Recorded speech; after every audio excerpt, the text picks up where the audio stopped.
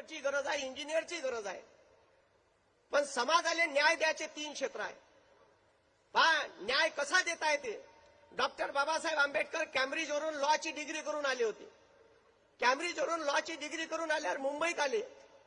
मुंबईत आल्याच्या नंतर आता डॉक्टर बाबासाहेब आंबेडकर प्रचंड विद्वान माणूस, ते तिथून आल्याच्या नंतर हे इंग्रज चोट्टे द्यायले म्हणते, you are a best lawyer in India, तुम्ही भारतातले सगळ्यात मोठे वकील आहात.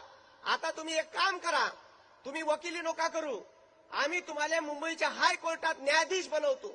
मस्त न्यायाधीशाची नोकरी करा आणि नोकरी केल्याच्या नंतर तुम्हाला राहाले बंगला देतो, गाडी देतो, शाही थाटात राहा.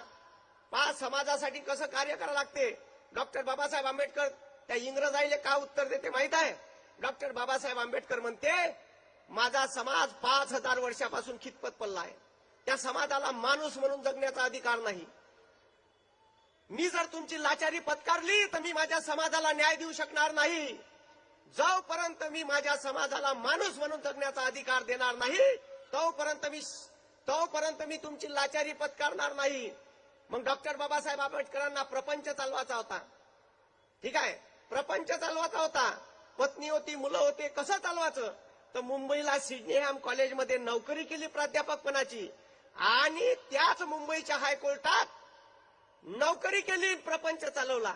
याच्यासारख्या बायका टाकल्या नाही. त्याच्यामुळे समाजकारण राजकारण करायसाठी बायको टाकलीच पाहिजे असं गरजेचं नाही आहे. ठीक आहे, बाकी तुम्ही समजू शकता. मग माझं एवढंच म्हणणं आहे का डॉक्टर बाबासाहेब आंबेडकर एवढा दूरदृष्टीचा विचार करते का माझ्या समाजाला माणूस म्हणून जगण्याचा अधिकार नाही. आज तुम्हाला अधिकार भेटला, मग आता अधिकार भेटला. डॉक्टर बाबासाहेब आंबेडकर काय म्हणते माहिती आहे, शिका, संघटित व्हा, संघर्ष करा. आणि आपलं काम कसं आहे, भीम के लगते जिगर, आधे इधर आधे उधर. का संघटित, मग हे संघटनाची ताकद आहे ना, हे संघटनाची ताकद आहे. हा वामनराव कर्डक सांगून गेले ना.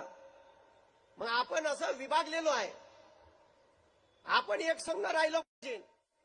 पण मी तुम्हाला सांगतो का डॉक्टर बाबासाहेब आंबेडकरांबद्दल मला अनेक लोक फोन करतात, एससी समाजाचे लोक फोन करतात, सर तुम्ही कुणबी आहे जी, कुणबी असून एवढे डॉक्टर बाबासाहेब आंबेडकरांचे विचार प्रखरपणे कसे मांडता. फार कमी कुणबी लोक किंवा ओबीसी समाजातले लोक डॉक्टर बाबासाहेब आंबेडकर समजून सांगतात, तुम्ही कसे सांगता. मी म्हटलं मला डॉक्टर बाबासाहेब आंबेडकर समजले. मी घरी संविधान कपाटात आणून ठेवलं नाही, मी संविधान वाचलं आणि त्याचे अधिकार मला समजले, म्हणून मी बोलतो, म्हणून मी माझ्या अधिकारावर भांडतो. पोलीस स्टेशनला माझी एवढी फाईल तयार झाली आहे, एवढा विद्रोही माणूस आहे, काही दिवसांनी मला तडीपार करण. पण हे पोलीसवाले लोक बी माझे सोबती आहे, कारण माया अकॅडमीतून दरवर्षी 200 कोटी ते पोलीसमध्ये लागते. माया विरोधात केस दाखल होत असन, मायावर आयबीचा वॉच असन, मायावर एसआयडीचा वॉच असन, तर मला पहिले फोन येते, सर तुमचा फोन ट्रॅकिंगवर लावलाय, तुम्ही कुठं आहे. म्हणजे एवढे पोट्टे, म्हणजे आपले लोक तिथं बी असले पाहिजे. जसं छत्रपती शिवाजी महाराजांनी हेर पेरले होते, प्रवीण भाऊ बी तेच काम करते. आपले लोक व्यवस्थेत असले पाहिजे. तुम्ही हे लक्षात ठेवा, जे 3% वाल्याची सत्ता आहे ते सत्तेत पहिलेपासून आहे, हे तुम्ही लक्षात घ्या. जेव्हा बी होते त्याचं प्रॉपर काम हेच होतं का आम्ही एक तर सत्तेत राहू, नाही तर सत्तेच्या इर्दगिर्द राहू. मग आपल्या लोकांना जर न्याय द्यायचा आहे तर आपण सत्तेत असलो पाहिजे, नाही तर सत्तेच्या इर्दगिर्द असलो पाहिजे. आणि तुम्हाला काम करून घ्यायचं आहे, समाजाला न्याय द्यायचा आहे, तर तो न्याय कसा देता येईल, तर तो सत्तेत राहून देता येते. मग सत्तेत जाण्याचे रस्ते किती आहे, तर सत्तेत जाण्याचे 3 रस्ते आहे. मग कोणते 3 रस्ते आहे का जे आपण आपल्या समाजाला न्याय देऊ शकतो. पहिला रस्ता आहे का आपल्या पोट्याला यूपीएससी एमपीएससीच्या परीक्षेतून IAS IPS IRS, Indian foreign services, Indian forest services, Indian administrative services अधिकारी बनवा, वरिष्ठ अधिकारी. कधी जर पोरानं कलेक्टर ऑफिस पाहिलं नसेल तर त्याला न्या. माझा आवाज बसलाय, सर्दी झाली आहे, नुसतं प्रोग्राम चालू आहे, लाऊडस्पीकर थोडासा खराब झालाय, थोडंसं समजून घ्या. आता पुन्हा बसला. थोडासा सुरुवातीला चांगला होता. कलेक्टर ऑफिस मध्ये न्या आपल्या पोराले. तुम्ही कलेक्टर ऑफिस मध्ये नेल्यावर अशी राजमुद्रा राहते, राजमुद्रा. माग खालतं लिहून राहते सत्यमेव जयते. समोर एकच खुर्ची राहते. त्याच्या गाडीवर झेंडा राहते, त्याच्यावर लिहून राहते डीएम डिस्ट्रिक्ट मॅजिस्ट्रेट. त्याच्या समोर टेबल, 50 खुर्च्या, दरवाजा उघडाले एक माणूस, बॅग वागवाले एक माणूस. कलेक्टरचा तामझाम पहा. त्याले राहिले बंगला. बंगल्यामध्ये स्वयंपाक करासाठी 3 नौकर, वाडासाठी 2 नौकर, बगीचा पाहाले 2 नौकर. त्याचा 2 एकरात बंगला कलेक्टरचा. गाडीत पेट्रोल बी सरकार देते, गाडी बी सरकार देते, सर्व सरकार देते कलेक्टरले. काही पाहायचं काम नाही लेखाले. निव्वळ पगार खिशात, बाकी 2 नंबर भेटते ते वेगळे. एवढा तामझाम कलेक्टरचा राहते. सर्व गव्हर्नमेंट देते बायको सोडून. माणूस पोट्ट असन तर बायको नाही देत, ते तू पाय म्हणते. आणि पोरगी असन तिले नवरा तू पाय. बाकी सर्व गव्हर्नमेंट देते. अरे काहीच करा नाही लागत ना. कलेक्टरच्या बायकोले कामच नाही. तिले रोज सकाळी संध्याकाळी जिमले जायला लागते. एवढा अंगार मास तयार होते तिच्या. मग पोट्याला दाखवा तो तामझाम एसपीचा, कलेक्टरचा. मग आपला पोट्ट कलेक्टर झाला पाहिजे. सर कलेक्टर व्हायसाठी का क्रायटेरिया आहे जी? आता तुम्हाला सांगतो, 10वी पोट्ट पास झालं का त्याचा बाप त्याची कास्ट सर्टिफिकेट काढासाठी तहसील ऑफिसले जाते. रांगेत लागते. कोणाच्या रांगेत? एसडीओच्या रांगेत. सब डिव्हिजनल मॅजिस्ट्रेट. त्या कास्ट सर्टिफिकेटवर एसडीओची सही. दिवसभर रांगेत राहते. पण आपलं पोट्ट विचार करत नाही का त्या एसडीओच्या खुर्चीवर बसणारा जो अधिकारी आहे ते बनासाठी कोणती परीक्षा द्या लागते नाही माहित. मग व्यवस्थेत घुसाचं कसं? मग व्यवस्थेत घुसाचा पहिला रस्ता आहे का आपले पोट्टे IAS IPS झाले पाहिजे. मग घुसा पाठवा. बरं सर का करावं लागते? तर परीक्षेचा criteria any graduate no percentage criteria if you कुतू पास. कुतू समजते का? कुतू विदर्भातला शब्द आहे. कुतू म्हणजे 3-4व्या नापास, 5व्या नापास, 1व्या कुतून पास. म्हणजे तुम्ही 3-4व्या नापास जरी झाले ग्रॅज्युएशनले, 11वी 12वीले, पण तू 1व्या ग्रॅज्युएशन पास कर. No percentage criteria. पर्सेंटेजचा क्रायटेरिया नाही. 48% वाला कलेक्टर आहे आणि त्याच्या समोर बसणारा त्याच्या कॅबिनच्या समोर बसणारा चपराशी MA MCOM चहापेक्षा कॅटली गरम. त्याला भेटायला जा कलेक्टरले. तो सांगते साहेब विशीला आहे, 3 वाजेपर्यंत भेटणार नाही. हो काय तोच कलेक्टर आहे. म्हणजे आपलं पोट्ट कलेक्टर झालं पाहिजे. सर हे कलेक्टर का होते जी? अबे कलेक्टर झाला तू UPSCची परीक्षा पास झाला IAS तर तुले ट्रेनिंग देते. मसुरीले ट्रेनिंग करून आला तू 1.5 वर्षाचं का तुले डायरेक्ट कलेक्टर नाही करत. तुले जिल्हा परिषदचा CEO करते, चीफ एक्झिक्युटिव्ह ऑफिसर. तिथं 4-5 महिने चांगला घोळते तुले 4-5 वर्ष. तिथून तुले घोळला का तुले मग करते डिस्ट्रिक्ट कलेक्टर. कलेक्टर त्याच्या 8 वर्ष घासले कलेक्टरवर का त्याला 4-5 जिल्ह्याचा हेड करते. त्याला म्हणते डिव्हिजनल कमिशनर. 5 जिल्ह्याचा हेड राहते तो. सगळे त्याच्या हातात पॉवर राहते. आपल्या हाताच्या पोट्यात पॉवर राहील. डिस्ट्रिक्ट मॅजिस्ट्रेट आहे. सगळे जमिनीचे व्यवहार सब कलेक्टरच्या सहीनं होते. एखादा प्लॅन्ट आला, कोणती रेवणीची जमीन द्यायची का नाही द्यायची, आदिवासीच्या जमिना इकाच्या का नाही इकाच्या, कोणाले पॉवर? कलेक्टरले पॉवर आहे. दुसरा अधिकारी आहे UPSCतून होते. कोण? IPS. हे आता तुम्ही पाहता ना CBIची धाड, की धाड. CBIचा प्रमुख व्हायचं असेल ना CBI तर IPS व्हा. IPS प्रमोशन न तिथं जाता येते. रिझर्व्ह बँकेचा गव्हर्नर व्हायचा असेल, नोटीवर सही पाहिजे असेल तर नोटीवर सही पाहिजे असेल तर IAS व्हा. प्रमोशन न तिथं जाता येते. थोडस सरकारले चुपकाय करा लागते. बरोबर करते तुम्हाला. मग त्यानं का होईल सर? आपलं पोट्ट 5 जिल्ह्याचं हेड होईल. तिथं राहिलं काही दिवस का त्याले राज्य सरकार एखाद्या डिपार्टमेंटमध्ये सेक्रेटरी करते. सचिव, प्रधान सचिव. जर पोट्ट सामाजिक न्याय विभागाचं सेक्रेटरी झालं आणि ते जर SC असलं, ते जर OBCचं असलं आणि चळवळीतलं असलं, म्हणजे OBCतलं असल्यावर चळवळीतलं लिहिणं गरजेचं आहे. कारण ओबीसीले वाटते का साले डॉक्टर बाबासाहेब आंबेडकरनं संविधान म्हणलं का हे आपलं नोयस. मी ओबीसी आहे. मी 5-5, 10-10 हजार लोकांचे कार्यक्रम घेतो ओबीसीचे जागृत करायचे. कारण ओबीसी आमचा झोपला आहे जी का करावं लय डोकसा आपटू सांगणं चालू आहे का बे जागा होय जागा होय म्हणते. डॉक्टर बाबासाहेब आंबेडकरांना आपल्यासाठी का केलं. अबे चोट्या 27% तुले जे आरक्षण दिलं ते डॉक्टर बाबासाहेब आंबेडकरांनी आर्टिकल 340 SC STच्या अगोदर लिहून ठेवलं. ठीक आहे. त्याचं तरी 341 ना 342 आहे. ठीक आहे. 340 कलम का म्हणते ओबीसी साठी का या भारतातील SC ST व्यतिरिक्त जो इतर मागासवर्गीय प्रवर्ग आहे याच्या शैक्षणिक आणि सामाजिक मागासलेपणाचा अभ्यास करण्यासाठी भारताचे राष्ट्रपती एखादा आयोग स्थापन करेल. म्हणून त्या कलमाले अनुसरून काका कालेकर त्याच्यानंतर मंडल आयोग स्थापन झालं.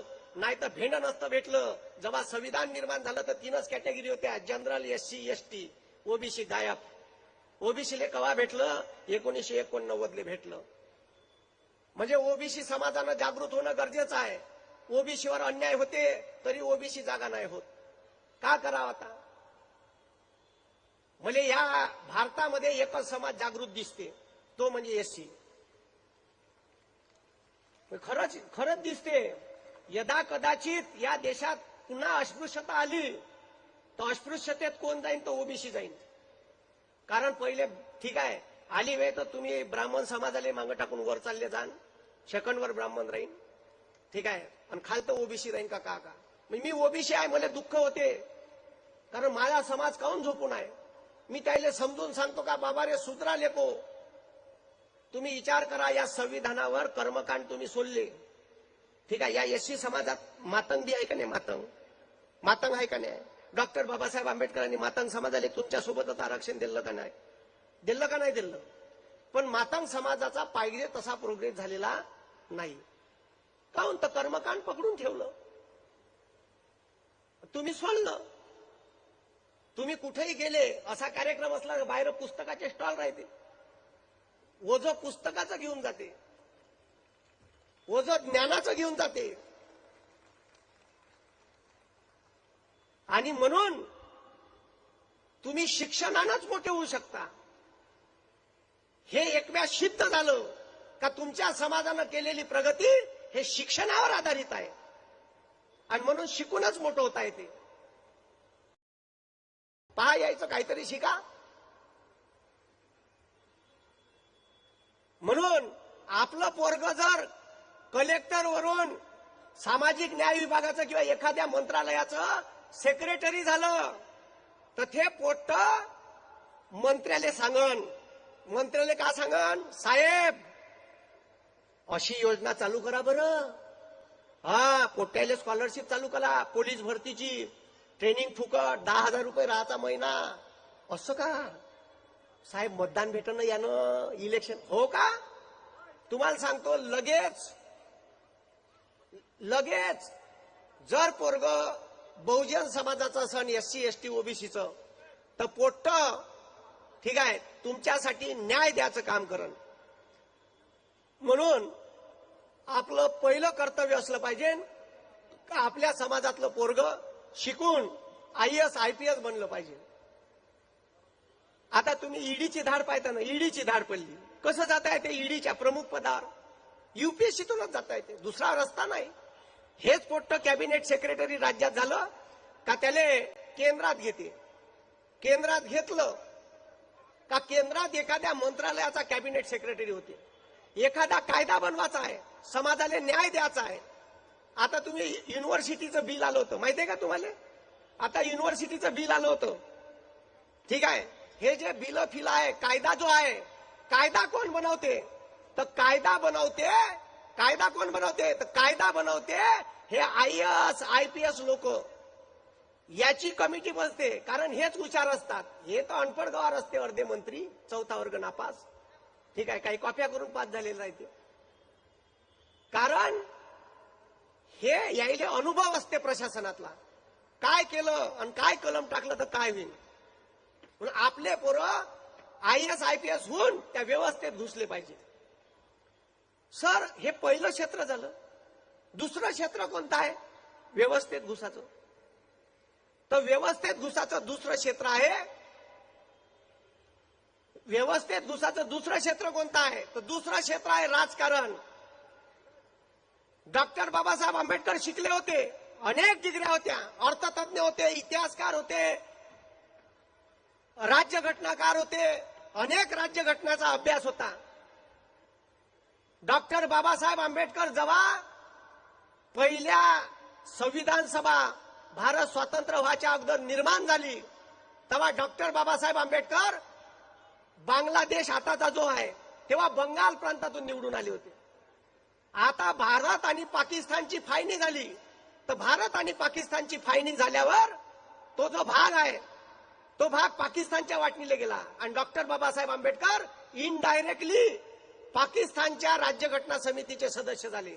पण डॉक्टर बाबासाहेब आंबेडकर म्हणे मला पाकिस्तानच्या राज्यघटना समितीचं सदस्य व्हायचं नाही. त्यांनी राजीनामा दिला. राजीनामा दिल्याच्या नंतर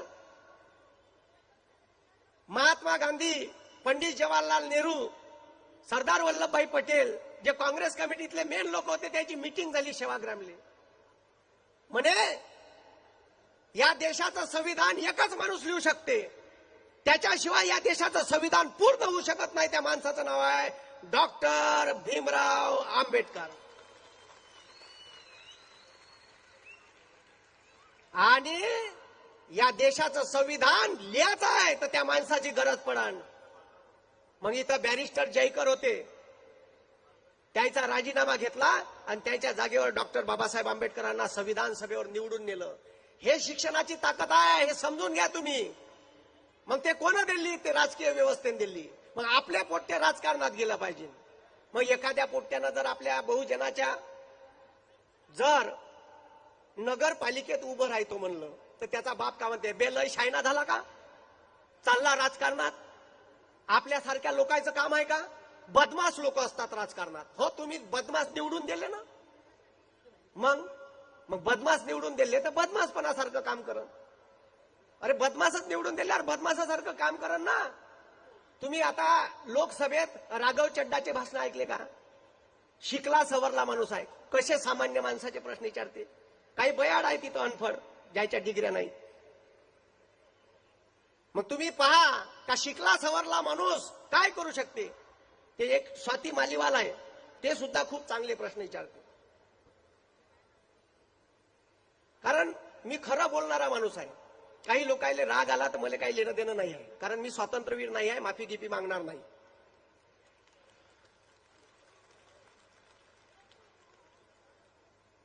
आणि सत्यता समाजापर्यंत गेली पाहिजे, वास्तव समाजापर्यंत गेलं पाहिजे, हे गरजेचं आहे. आणि दुसरं क्षेत्र कोणतं? तर दुसरं क्षेत्र आपले पोरं राजकारणात गेले पाहिजे. आता तुम्हाला सांगतो, राजकारण्याकडून एक गुण घेण्यालायक आहे. मग राजकारण्याकडून एक गुण कोणता घेण्यालायक आहे? तर राजकारण्याकडून एक गुण घेण्यालायक आहे हलकटपणा. अरे किती हलकट असतात हो. म्हणजे साले मर्डर करतात, हाफ मर्डर करतात, बलात्कार करतात, तरी उजागरीसारखे असे समोर राहतात. मग सगळेच राजकारणी तसे आहे असं नाही म्हणत मी. मग आपलं पोट्ट राजकारणात गेलं पाहिजे. आपलं पोट्ट हे लक्षात घ्या, आपलं पोट्ट नगरपालिकेत उभं राहिलं पाहिजे. ग्रामपंचायतचं सदस्य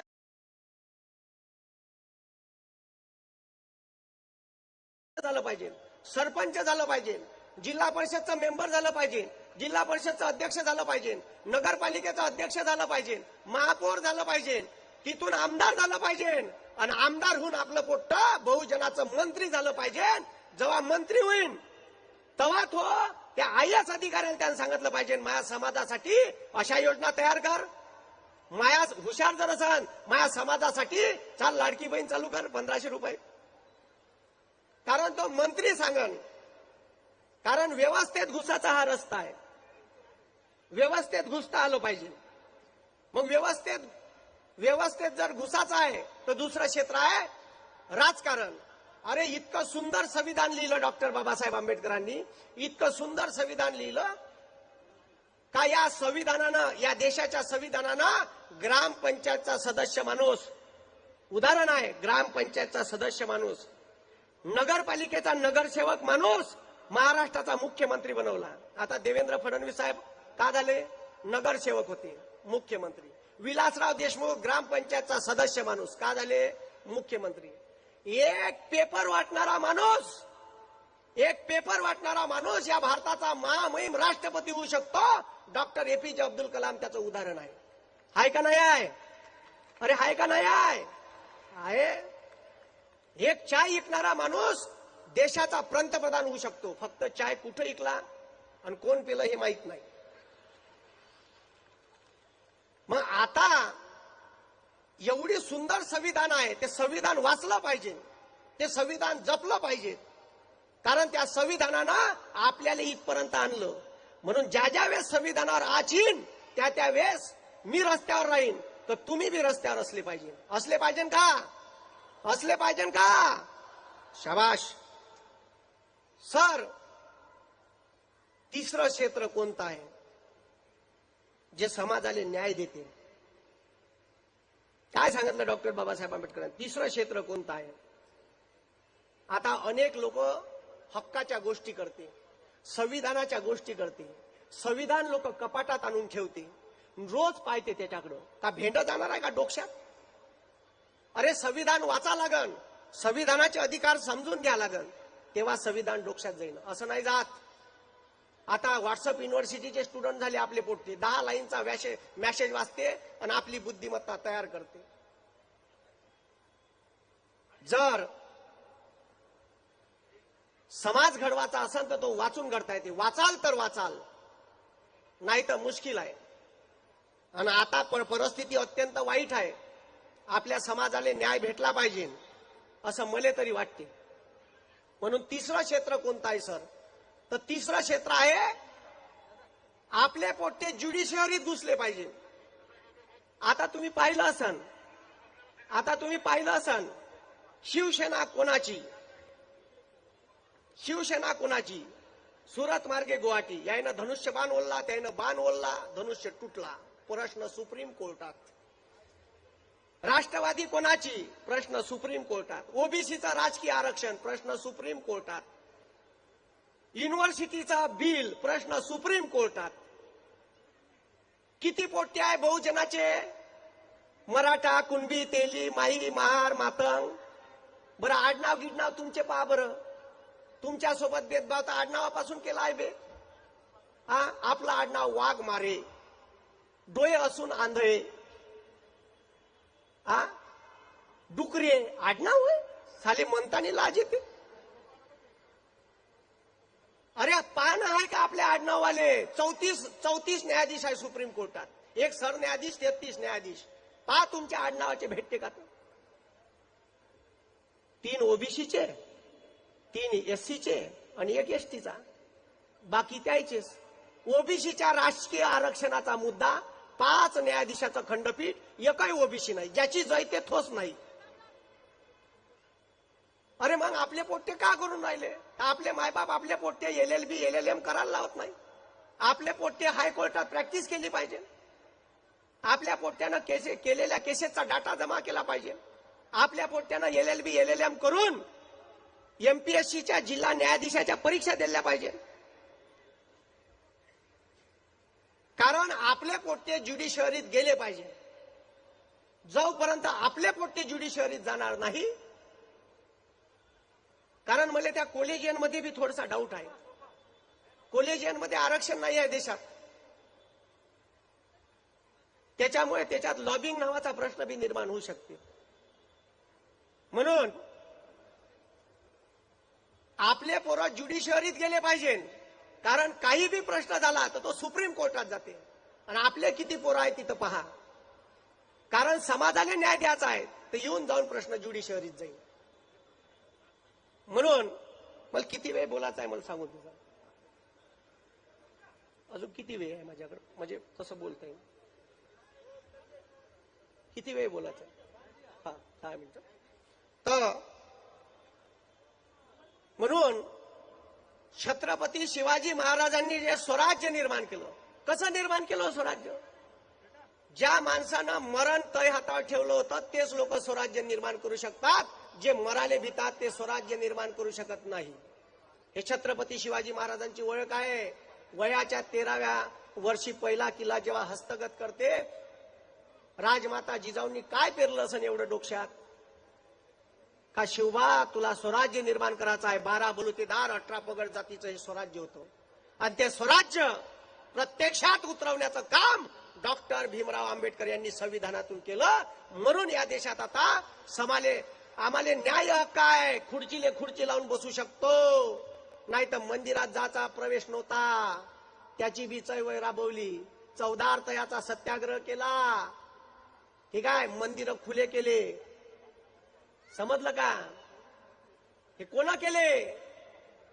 आणि त्या काळात केले ज्यावेळेस किती मोठी अस्पृश्यता होती. तुम्ही विचार करा. अरे जेव्हा महापरिनिर्वाण झालं ना डॉक्टर बाबासाहेब आंबेडकरांचं, दिल्लीहून इथं जेव्हा आणलं आणि अंतिम संस्कार झाला तर उभं राहायला जागा नव्हती. आणि दुसऱ्या दिवशी जेव्हा त्यांची अस्थी जमा करायची होती तर तुम्हाला सांगतो लोक तुटून पडले. अस्थीवर तुटून पडले. का केलं असं त्या माणसानं? तुटून पडले. कायच्यासाठी तुटून पडले? गरम कोलते होते, गरम आग होती त्याच्यात. तय हात जळला तरी पर्वा नाही केली.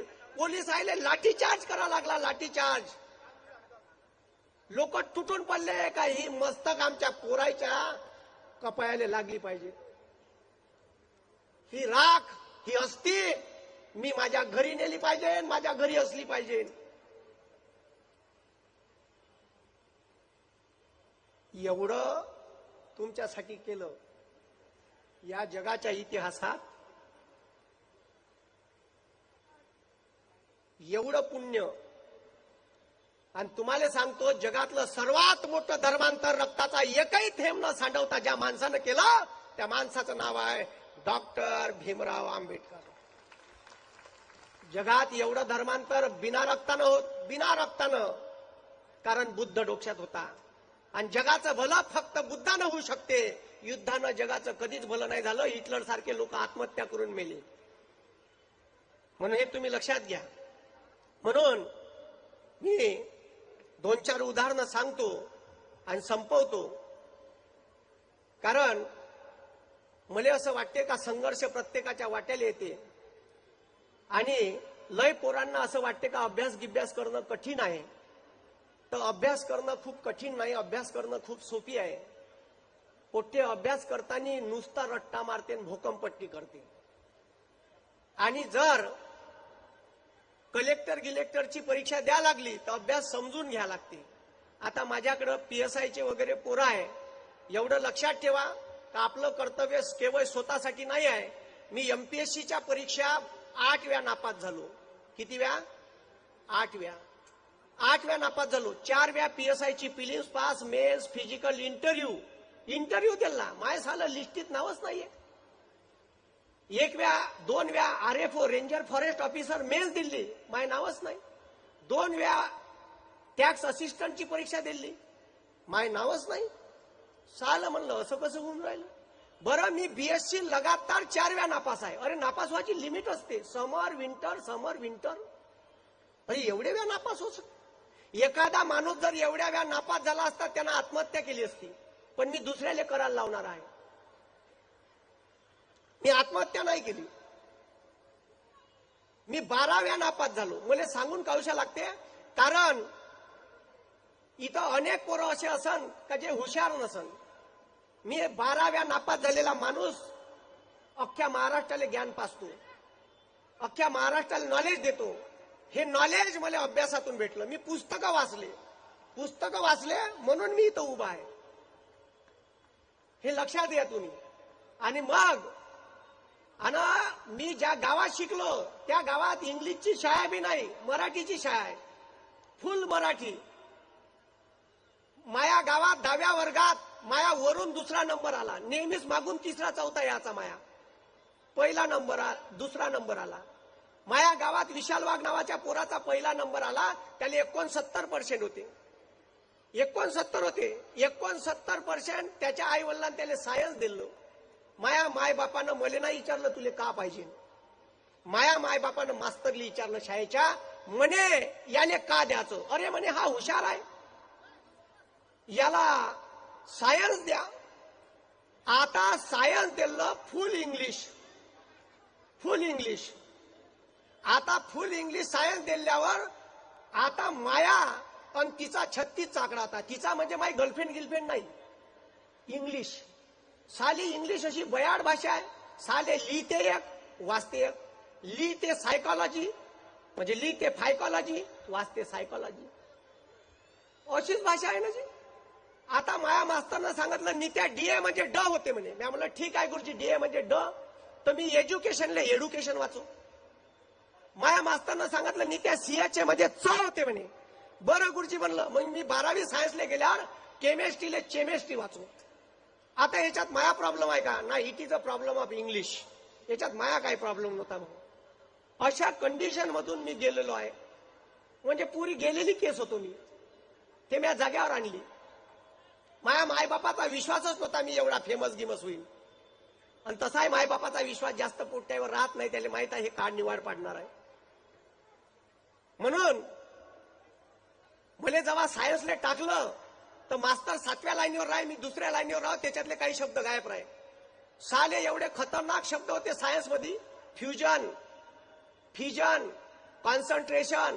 साले हे शब्द लिहिताना ते शनचं जे स्पेलिंग आहे ना इंग्लिशमध्ये, TION म्हणजे शन, SION म्हणजे शन, डबल SION म्हणजे शन. आणि हे शब्द आले का मला विचारे नित्या का TION लिहायचं, का डबल SION लिहायचं, का SION लिहायचं? साल म्हणलं हे खतरनाकच काम आहे. आणि मग असं रजिस्टर प्रॅक्टिकलचं मी माझ्या मास्तरले घेऊन गेलो.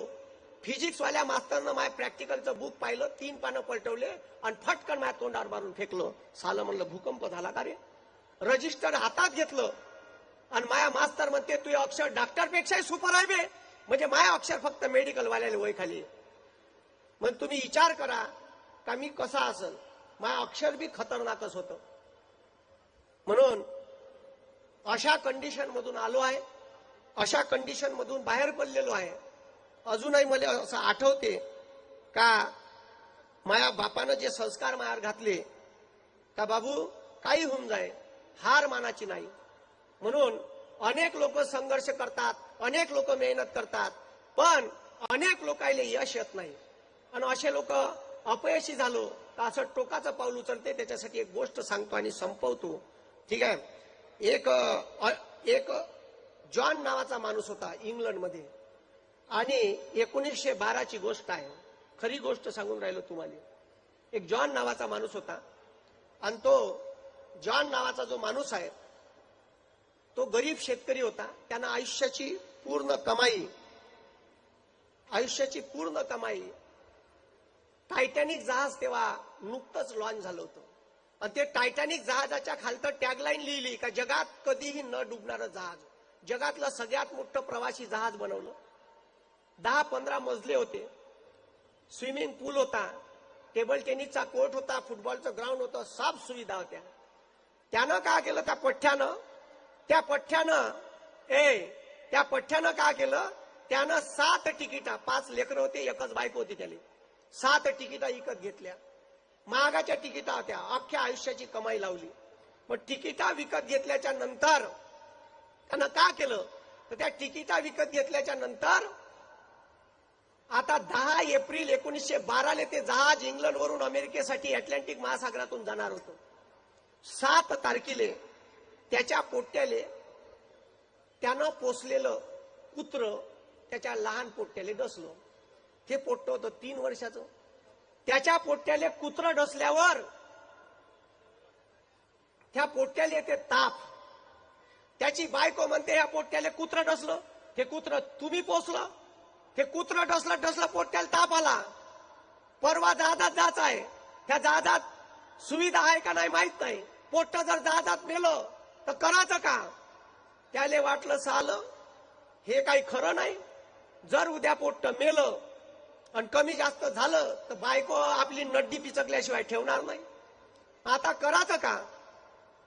तुम्हाला सांगतो लय विचार करते. तो म्हणते, बायको म्हणते मी येत नाही, ह्या पोट्याला मी घेऊन इथंच राहतो. तुम्ही अख्खी आयुष्याची कमाई तर लावून टाकली. आता एक काम करा, तुम्ही 4 जण आणि तुम्ही चालले जा, मी नाही येत. त्याला वाटलं आम्ही 10,000 गेलो आणि तरी पोट त्याला कमी जास्त झालं तर बायको आपल्याला खाल्ल्याशिवाय ठेवणार नाही. तो ऐन 9 तारखेला डिसिजन घेते का जायचं नाही, कॅन्सल. तर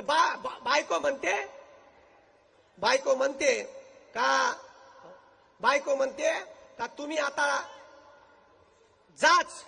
तर तो म्हणते मी जात नाही, कॅन्सल करते. आणि कॅन्सल केल्याच्या नंतर 10 एप्रिल 1912 निघते आणि 15 एप्रिल 1912 अटलांटिक महासागरात 2,500 लोकांना घेऊन जहाज डुबते.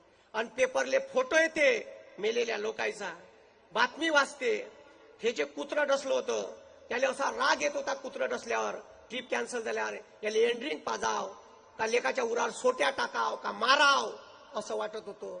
पण जेव्हा बातमी पाहते तेव्हा तो कुत्र्याला जवळ घेते, मा बरं झालं तू डसला, नाही तर ह्या फोटोमध्ये आमचाही फोटो असता आणि आम्ही मेलो असतो. म्हणून हे लक्षात ठेवा, प्रत्येकाच्या वाट्याला संघर्ष आहे. अपयश आलं तर खचून जाऊ नका, आयुष्याच्या अनेक वाटा समोर आहे. ठीक आहे, हे नाही ते क्षेत्र. म्हणून मी एवढंच विनंती करीन का ठीक आहे, जितना बड़ा संघर्ष होगा उतनी शानदार जीत होगी. ठीक आहे, एक डाव जोरदार नारा द्या. ठीक आहे, माझ्या मागून द्या. बोला छत्रपती शिवाजी महाराज की. जोरदार हात वर करून बोला छत्रपती शिवाजी महाराज की. बोला छत्रपती शिवाजी महाराज की. डॉक्टर बाबासाहेब आंबेडकरांचा, डॉक्टर बाबासाहेब आंबेडकरांचा. भारत माता की, भारत माता की. भारतीय संविधानाचा, भारतीय संविधानाचा. धन्यवाद. जय हिंद, जय महाराष्ट्र.